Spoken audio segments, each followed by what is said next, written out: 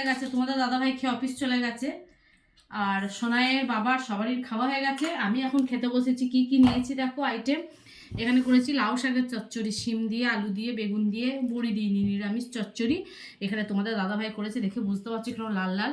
ঝোলটার কালারটা দেখো, চিকেনের ঝোল আলু দিয়ে, নতুন আলু দিয়ে। আর এখানে করেছি বেসন বড়ার টক। তো টকটা একটুখানি জমে গেছে, একবারটি ঝোল রেখেছিলাম, সবটাই টেনে গেছে।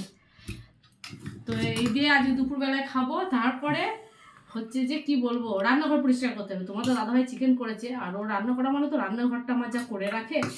তো সব মেয়েদের একটা ধরো পরিপাটি, পরিষ্কার পরিচ্ছন্ন শান্তির জায়গা কিন্তু রান্নাঘর। একটু পরিষ্কার পরিচ্ছন্ন থাকলে না রান্নাঘরে যখন যা ইচ্ছা মনে হয় গিয়ে বানায়, কিন্তু নোংরা থাকলে আর ঢুকতেই মনে হয় না সারাদিন।